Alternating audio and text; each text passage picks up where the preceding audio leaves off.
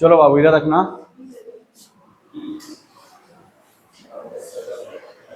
इधर देखो, सबसे पहले परमुटेशन एंड कॉम्बिनेशन में कॉम्बिनेशन कंटिन्यू है,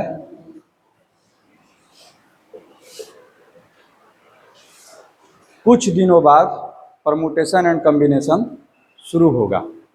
इतना कुछ पढ़ने के बाद अब जो है परमुटेशन एंड कॉम्बिनेशन क्या होगा, शुरू होगा। आईआईटी लेवल का जो भी क्वेश्चन रहेगा अब जो है शुरू होगा। परमुटेशन अलग से पढ़ लिए, कॉम्बिनेशन अलग से पढ़ लिए, ठीक है। अब जो है जो क्वेश्चंस आएंगे परमुटेशन कॉम्बिनेशन को मिला करके आएंगे, आगे जो और जो हम लोग डील करेंगे बस 1 से 2 क्लासेस के बाद। चलो यहाँ देखो, पिछले क्लास में कुछ डिस्कशन किए थे, जैसे में कि अगर कोई एक पॉलीगॉन है एन साइडेड का, एन साइड का पॉलीगॉन है, इसमें कितने डायगोनल होंगे, ठीक है। तो नंबर ऑफ डायगोनल क्या था, नंबर ऑफ डायगोनल कैसे निकाले थे, बोले थे कि n पॉइंट है तो कोई भी 2 पॉइंट को लेंगे तो एक साइड बनेगा या फिर डायगोनल बनेगा। कोई भी 2 पॉइंट को ज्वाइन करेंगे या तो वो पॉलीगॉन का साइड होगा, नहीं तो वो क्या होगा, डायगोनल होगा, ठीक है। तो टोटल कितना हो गया, NC2, ठीक है, माइनस साइड वाला को माइनस कर देते हैं, माइनस n कर दिए थे, तो NC2 माइनस n। इसको सोल्व करने के बाद क्या आ गया था बाबू, n इंटू n माइनस 3/2। इसमें तो कोई डाउट नहीं है, समझ में आ रहा है ये। चलो आगे बढ़ते हैं। इसी तरह से ज्योमेट्रिकल में जो 1-2 क्वेश्चन है जरा उसको देख लेते हैं। अच्छा, उल्टा भी क्वेश्चन दिया है, ए पॉलीगॉन हैज 44 डायगोनल। क्या बोल रहा है, ए पॉलीगॉन हैज 44 डायगोनल। एक पॉलीगॉन है, उसके बाद कितने डायगोनल है, 44। Find the number of side, find the number of sides, ठीक है। तो हमको डायगोनल कितने हैं, 44, ठीक है। क्या पूछा है, नंबर ऑफ साइड्स, तो नंबर ऑफ साइड्स मान लेते हैं n है। Let the number of sides of polygon be n। तो n साइड है तो n क्या हो जाएंगे, वर्टेक्स भी हो जाएंगे। तो number of diagonal, number of diagonal कितना हो जाएगा, n into n minus 3/2। Question में कितना दिया हुआ है, 10 into n minus 3 equals to 88। यहाँ पर 2 चीज़ों का प्रोडक्ट है, ठीक है। या तो चाहो तो तुम क्वाड्रेटिक से भी बना सकते हो, तो डायरेक्ट कंपेयर करना हम लोग सीख चुके हैं। 11 इंटू 8, तो कितना का डिफरेंस है, 3 का। इधर भी कितना का डिफरेंस क्रिएट कर दिए, 3 का। n इक्वल्स टू कितना हो जाएगा, 11, यानी कि उसके पास कितने साइड हैं, 11 साइड हैं। बस समझ आ रहा है। तुम चाहो तो क्वाड्रेटिक से भी बना सकते हो, n square minus 3n equals to 88, n square minus 3n minus 88 equal to 0। अब इसको फैक्टराइज कर लो, n square minus 11n plus 8n minus 88 equal to 0।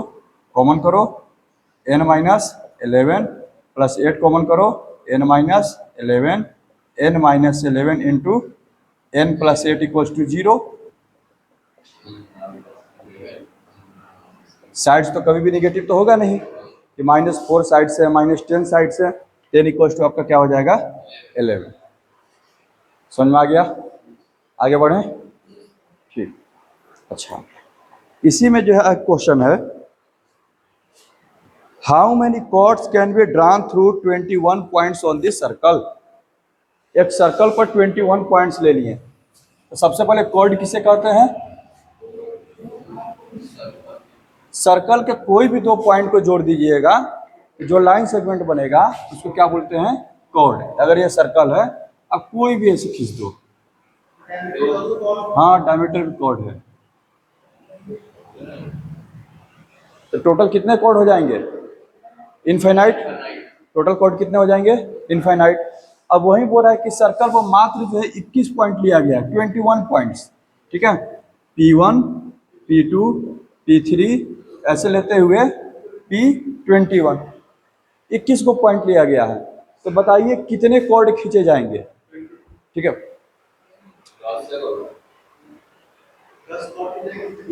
अरे कॉर्ड खींचने के लिए किस चीज की जरूरत है? 2 पॉइंट्स की। टोटल पॉइंट्स कितना है? 21 में से 2 पॉइंट को चूज कर लेंगे। ऐसे रैंडम क्या जवाब देता है? 10, पागलों की तरह। इतना परमुटेशन एंड कॉम्बिनेशन पढ़ लिया तो क्या होगा? Number of chords 21C2। 21 में से कोई 2 को पॉइंट करेंगे तो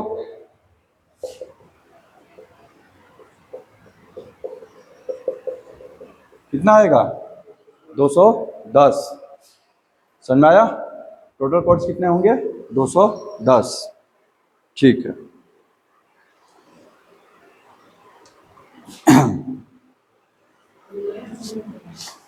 सब बता रहे हैं।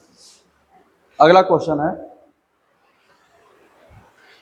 बोल रहा है कि एक प्लेन में 10 पॉइंट है। ठीक है, जरा देखना इसको।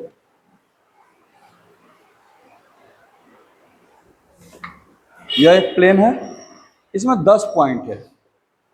P1, P2, P3, P4, P5, P6 ऐसे करके 10 पॉइंट हैं। ठीक है, बोल रहा है no 3 of the which are in the same straight line. अब कोई भी 3 एक स्ट्रेट लाइन में नहीं है। ठीक है, कोई भी 3 जो है एक स्ट्रेट लाइन में नहीं है। अच्छा, स्ट्रेट लाइन खींचने के लिए कितना पॉइंट चाहिए होता है?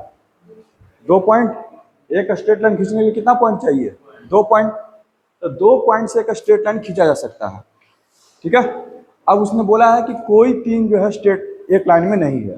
वो ऐसा इसलिए बोलना चाह रहा है क्योंकि सपोज कीजिए अगर ये तीनों स्ट्रेट लाइन में हैं, ठीक है,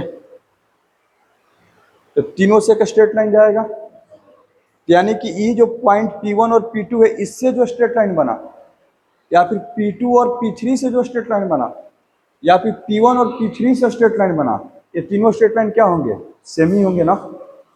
ठीक है, इस चीज को लेकर के आगे हम लोग को अलर्ट रहना पड़ेगा।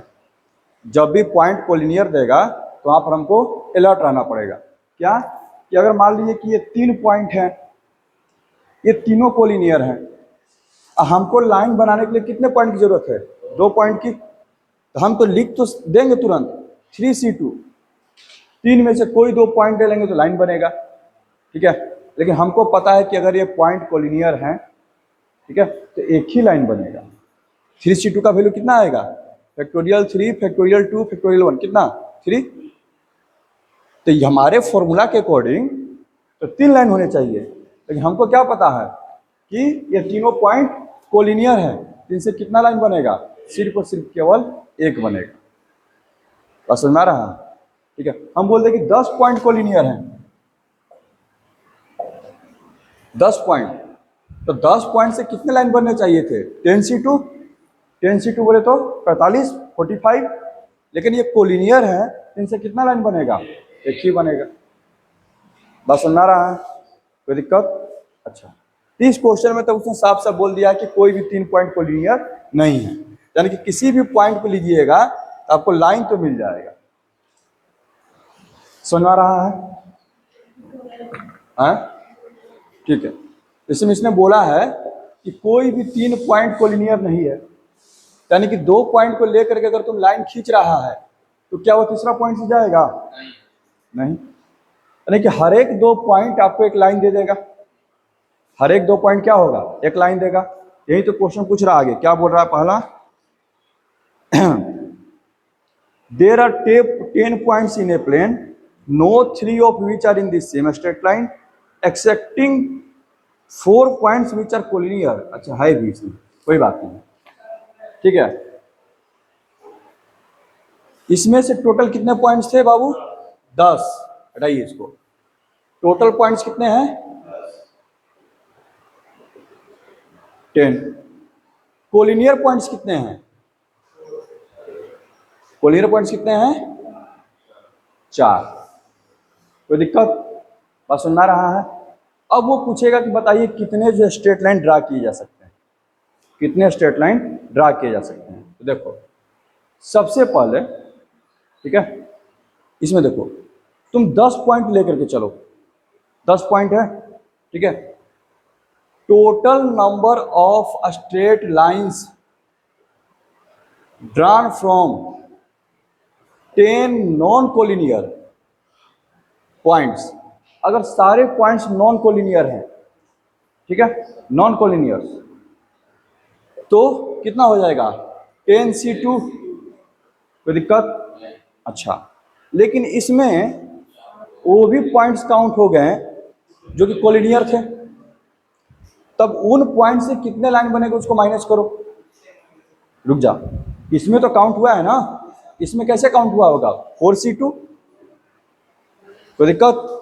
अच्छा, नंबर ऑफ, इधर देखना, number of straight lines using 4 points, यहां पर भी लेक्चर है नॉन कोलिनियर, कितना हो जाएगा 4C2, कोई दिक्कत? कितना हो जाएगा 6, समझ में आ रहा है? समझ में आ रहा है? अच्छा, लेकिन ये 6 गो नॉन कोलिनियर रहता, सॉरी ये चार नॉन कोलिनियर रहता, तब में 6 पॉइंट मिलता, 6 स्ट्रेट लाइन मिलता, ठीक है, समझ में आ रहा है ना? तो ये तो हमको मिले नहीं है, लेकिन हम इसको क्या कर चुके हैं, इसमें काउंट कर चुके हैं, ठीक है। अच्छा, ध्यान रखना, ये कितना हो गया 45, यहाँ देखो, तो total number of straight line 45 minus 6 हो जाएगा पहली बार, ठीक है। 45 माइनस 6 प्लस 1 करना पड़ेगा, क्यों भाई? क्योंकि ये जो चारों पॉइंट्स जो कोलिनियर थे, ठीक है, हम इनको माइनस करके हटा दिए, ठीक है, लेकिन एक लाइन तो बनेगा ना, तो उसके लिए क्या करना पड़ेगा +1, कितना हो जाएगा ये 40, टोटल कितने स्ट्रेट लाइन बनेंगे 40 स्ट्रेट लाइन्स। समझ में आ रहा है भानु? समझ में आ रहा है? आगे बढ़ें, तुमको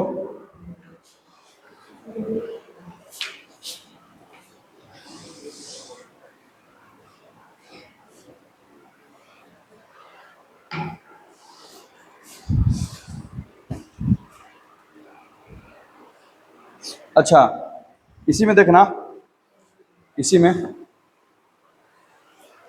पूछ देता है नंबर ऑफ ट्रायंगल बताइए, ट्रायंगल कितने बनेंगे? तो ट्रायंगल बनाने के लिए किस चीज की जरूरत है? 3 पॉइंट्स की, कोई भी 3 पॉइंट्स ले लेंगे तो किसको रिप्रेजेंट कर देगा? ट्रायंगल को, ठीक है। तो यहां पर मेरे पास टोटल 10 पॉइंट थे, ठीक है, तो अगर 10 पॉइंट अलग अलग रहते, कोलिनियर नहीं रहते, ठीक है, तो total number of triangle using 10 points क्या हो जाता है 10C3, 10 में से कोई 3 पॉइंट चूज करेंगे तो क्या रिप्रेजेंट करेगा? ट्रायंगल को, ठीक है। ये कितना हो जाएगा फैक्टोरियल 10 फैक्टोरियल 7 फैक्टोरियल 3, ठीक है, तो 7 तक कट गया, 8 गुने 9 गुने 10, 72, 6 से गया 120, कोई दिक्कत? लेकिन उसमें 4 पॉइंट कैसे थे? कोलिनियर थे, कोई दिक्कत? अच्छा, देखना जरा, अगर ये 4 पॉइंट कोलिनियर हैं, अब इसमें से कोई अगर 3 आएंगे, इसमें से कोई 3 आएंगे, क्या ये ट्रायंगल बना है? अगर हम ABCD, क्या ये ट्रायंगल बना? अगर हम ले लेते हैं यहां से BCD, तो क्या ट्रायंगल बना? उसी तरह से अगर ACD ले लेते, ट्रायंगल बना? नहीं ना। ये जो कोलिनियर पॉइंट है ये तो ट्रायंगल बनाएंगे ही नहीं, ठीक है। तो अगर ये पॉइंट अलग अलग रहते चारों, तो कितने ट्रायंगल बनते? 4C3, 4C3, वही इसमें तो काउंट हो चुके हैं वो, क्योंकि हम 10 पॉइंट को अलग अलग लेकर के चले थे। तो 10C3 में वो 4C3 क्या हो गया, ऑटोमेटिक आ गया, उसको काउंट कर चुके हैं, तो उसको क्या करना पड़ेगा? हटाना पड़ेगा ना, ठीक है। तो number of triangle using 4 points कितना बाबू? 4C3, 4C3 बोले तो बाबू 4, सुन रहा है? ये तो वो ट्रायंगल हो गया जो कि हमको काउंट नहीं करने चाहिए थे, जो कि हम काउंट कर चुके हैं। So required number of triangle कितना 120 माइनस 4। इसमें +1 नहीं करेंगे क्योंकि ये 4 पॉइंट को लीनियर हैं, ठीक है। तो तुम्हारा कोई ट्रायंगल नहीं बना रहे हैं, ये लाइन बना रहे थे, इसलिए उसको जो है ऐड करना पड़ रहा था, ठीक है। तो यहाँ पे क्या करेंगे 120 माइनस 4 कितना 160। समझ में आया? कोई दिक्कत? लिख लो इसको जल्दी।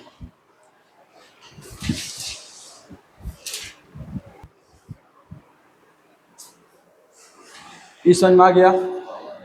ठीक, यानी कि लाइन बनाना सीख गया, ठीक है, ट्रायंगल बनाना सीख गया। अब इसी बेस्ड पर एक क्वेश्चन है, ठीक है, इन्हीं सब कंसेप्ट पर कि एक प्लेन में बहुत सारे लाइन्स है, ठीक है। सपोज करो अगर सिंपल क्वेश्चन बोले, मान लेके हम बोल रहे हैं कि एक प्लेन में 10 लाइन है, एक प्लेन में 10 लाइन है और 10 में से कोई किसी के पैरेलल नहीं है, कोई किसी के पैरेलल नहीं है। पैरेलल नहीं है तो एक दूसरे को क्या करेंगे? अगर लाइन पैरेलल नहीं है तो एक दूसरे को क्या करेंगे? इंटरसेक्ट करेंगे। अगर ये दोनों पैरेलल नहीं है, सॉरी, अगर ये पैरेलल नहीं है तो आगे चल करके क्या करेंगे? ये इंटरसेक्ट करेंगे ही। तो हम बोल रहे हैं कि एक प्लेन में 10 लाइन है और 10 में से कोई किसी के पैरेलल नहीं है, तो सब एक दूसरे से इंटरसेक्ट करेंगे।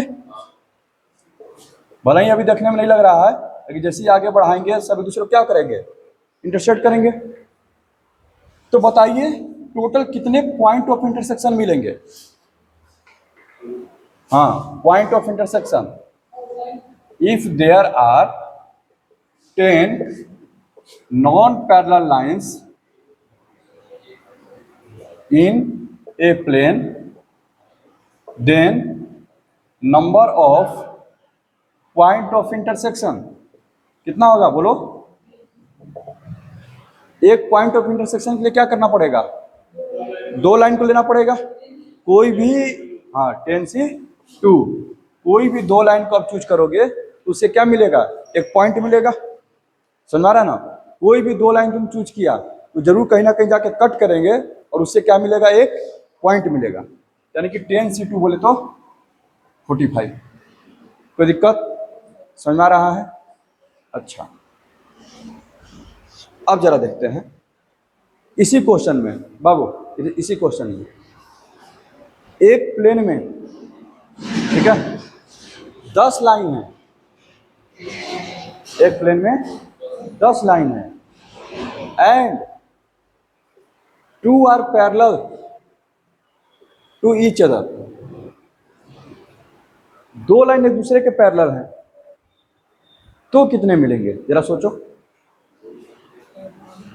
कॉपी को थोड़ा फिगर बनाने की कोशिश करो, ड्रा करने की कोशिश करो। टोटल 10 लाइन है, 10 में से 2 लाइन एक दूसरे के पैरेलल है, ठीक है। पैरेलल वाला लाइन से क्या होगा? क्या पॉइंट ऑफ इंटरसेक्शन मिलेगा? नहीं ना। जो दोनों लाइन पैरेलल हैं, ठीक है, इनसे पॉइंट ऑफ इंटरसेक्शन नहीं मिलेगा। कोई दिक्कत? तो इन दोनों से कितने पॉइंट ऑफ इंटरसेक्शन, अगर ये पैरेलल नहीं होते तो पॉइंट ऑफ इंटरसेक्शन कितने मिलते? एक मिलता ना, यानी कि वहीं एक का कमी हो जाएगा। तो पहले कितना मिला था? 45। अब उसमें से क्या करेंगे? एक माइनस कर देंगे। और समझ रहा है? क्योंकि 2 लाइन से, ठीक है, हमको एक पॉइंट मिलना चाहिए था। कोई दिक्कत? 3 पैरेलल होते, ठीक है। तो अगर तीनों पैरेलल नहीं होते तो कितने मिलते? 3C2 फैक्टोरियल 3y फैक्टोरियल 2, यानी कि 3 पॉइंट मिलते। लेकिन अब तो हमको मिलने से रहे, तो फिर क्या करते? 45 माइनस 3। कोई दिक्कत? यहाँ पे 2 पॉइंट है तो 2 पॉइंट सॉरी 2 लाइन है तो 2 लाइन में से 2 लाइन को चूज करेंगे एक पॉइंट के लिए। यानी कि हमको एक पॉइंट मिलना चाहिए था, लेकिन वो पॉइंट हमको नहीं मिला। तो टोटल कितने हो रहे थे? 45, और एक नहीं मिला तो उसको क्या कर देंगे? माइनस, 44 हो जाएगा। 3 पैरेलल रहेंगे तो 45 माइनस 3 हो जाएगा। 5 पैरेलल हो गए, 5 पैरेलल तो क्या होगा? 5C2 पॉइंट्स की कमी आ जाएगी, कितना 10 पॉइंट्स क्या हो जाएगा, कम मिलेगा। टोटल कितने हो रहे हैं 45 माइनस 10 यानी कि 35 हो जाएंगे। क्लियर है कंसेप्ट, दिमाग में जा रहा है बात? ठीक।